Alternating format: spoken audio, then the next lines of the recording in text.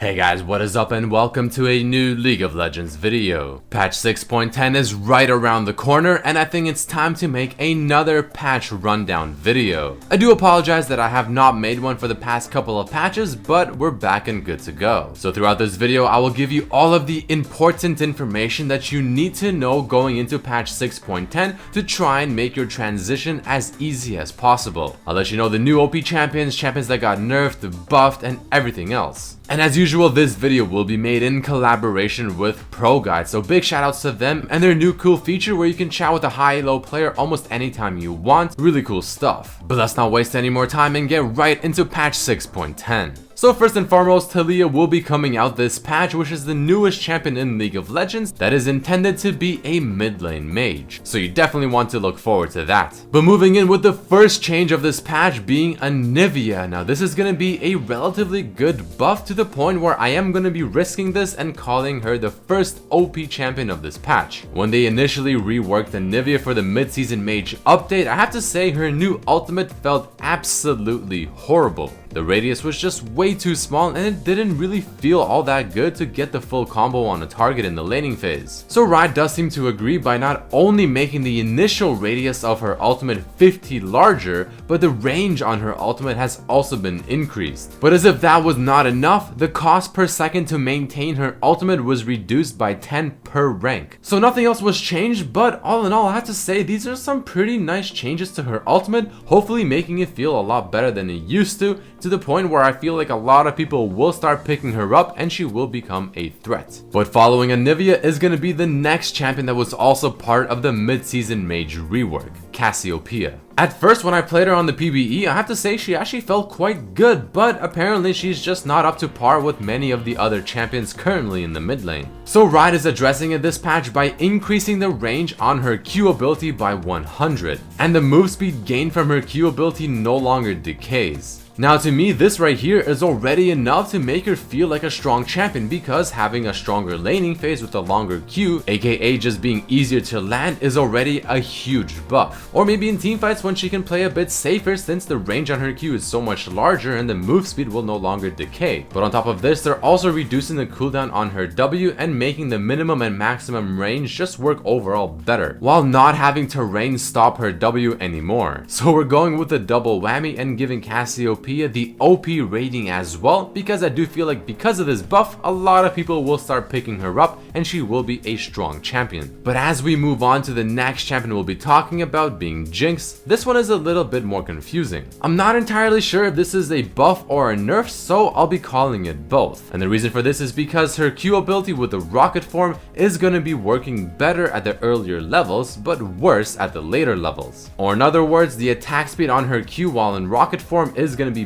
better at level 1, but as you start getting more attack speed through items, her rocket form is going to be feeling a little bit slower. So her laning phase seems to be a bit better, but her late game feels like it's a little bit worse. Is that a buff or a nerf? It's a little bit hard to say, but I will go ahead and say it's a bit more of a nerf than a buff, because late game Jinx was always considered to be insanely strong, but after this change it'll simply just not be as strong. Next up we have Master Yi, who actually got some buffs to much surprise. Now I feel like a lot of people, especially around gold or silver, are going to be very unhappy. And the reason I say this is because Master Yi is known to absolutely demolish lower elo, and the buff he's receiving this patch is nothing to laugh at. The ratio on his W meditate is being increased, but the bigger change is his E. This thing now at rank 5 will grant him an extra 15 bonus true damage on hit. So I honestly believe that this will make Rageblade Master Yi a lot stronger now, because you'll be doing so much more damage per second auto attack. And since Master Yi is one of those champions where a lot of people will pick up with any slight buff whatsoever, I'll be giving him the next OP rating, because I do expect a lot of people to start playing him once again because, well, he got buffed. Why not? Now the next change I'll be talking about is a very interesting one, because, well, Nocturne just got some AP ratios on his passive, something that's never been before. His passive now additionally scales with 0.15 ability power per hit. So what does this mean? Well, whenever you get Gwynsu's Rageblade, maybe Baron buff, or the Fire Dragon, his passive is gonna be quite strong. And just more of Nocturne's skid will be benefiting off of these buffs. But this also might mean that hybrid Nocturne, so Rageblade and also Hextech Gunblade, can be be a thing. It's way too difficult to tell if this is gonna make him overpowered or not, so I'm not gonna be giving him any rating, but without question this is most definitely a buff, and he's gonna be a champion you should probably start watching out for. And following this, we have a change to Shyvana that is very similar to Nocturne, where she now is also getting an AP ratio on her W,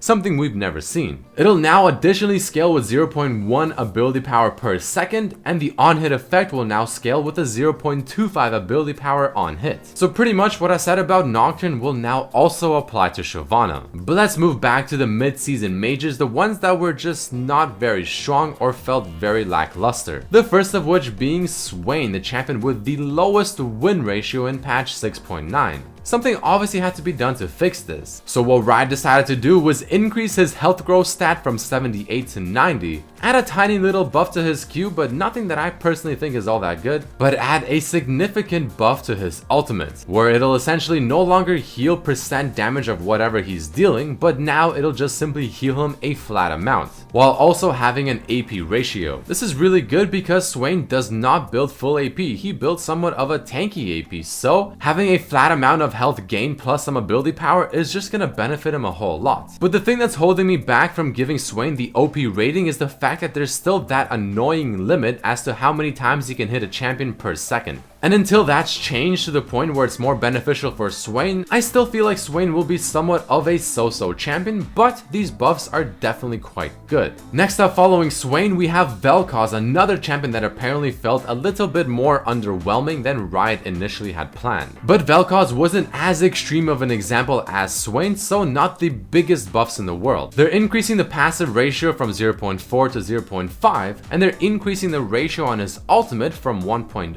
to 1.25. Now the change on his ultimate is actually quite good, to the point where it'll definitely be extremely strong. And I am very tempted to give Vel'Koz the OP rating, but something in my gut is telling me to resist. And the reason is because the passive damage increase just really isn't all that high, even though the ultimate damage increase is definitely quite good. This is just something I want to see play out and get a better idea of, but I do expect his ultimate to absolutely demolish a lot of players, to the point where maybe it'll actually get nerfed a patch later to maybe 1.15 scaling. And the final champion change I'll be talking about in the big changes section is going to be Vladimir. This guy also apparently felt a little bit underwhelming, so Riot ended up buffing him by just a bit. His damage and everything is pretty much the same, and his Q got a little bit of a visual buff as well, but nothing too crazy. The big buff is happening to his ultimate, where it'll no longer heal 50% of the damage dealt, but instead it'll now heal 150, 250, or 350 based on rank 1, 2, or 3, plus 0.7 ability power increased by 50% for each additional champion hit beyond the first. So it feels like they're giving him the Swain treatment rather than giving him some annoying percent damage that can usually be not that good. Let's instead give him some solid base stats with AP ratios. So under certain circumstances, his ultimate can be absolutely massive, but if you don't happen to get that really great scenario, then nothing really changed. Now, before we jump into the smaller changes, there's 3 things that I have to talk about that are not champion related. The first of which being one of the dragons, the ocean one, that ended up getting nerfed. So now it'll only restore missing health and mana if you're not in combat for the past 5 seconds. So this makes it seem like it's quite good in the laning phase or when you're having prolonged sieges, but when you're in the middle of a fight, it's absolutely useless, which is where I thought it actually shined quite a bit.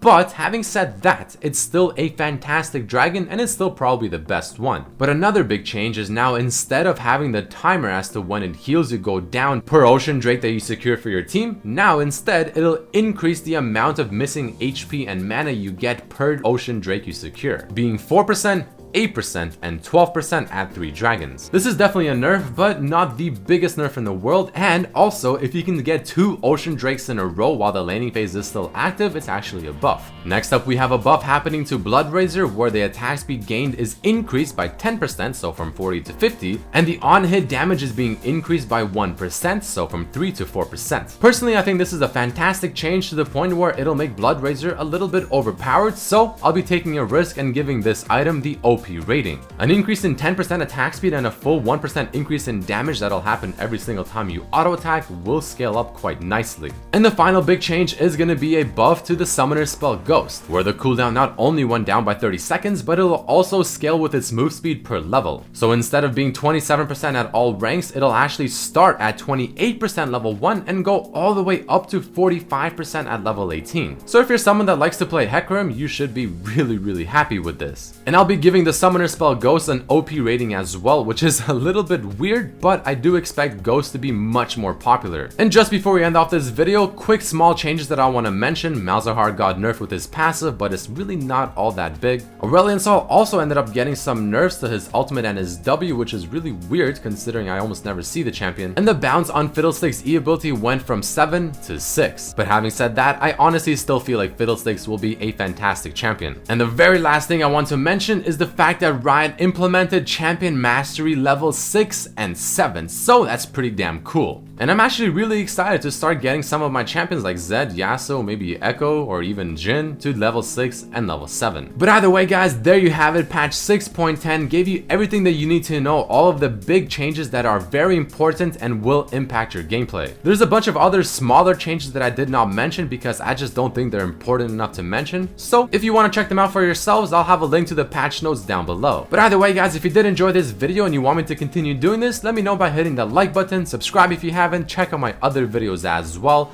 and big shoutouts to Pro Guides for helping me edit this video. Thank you so much for watching. Peace.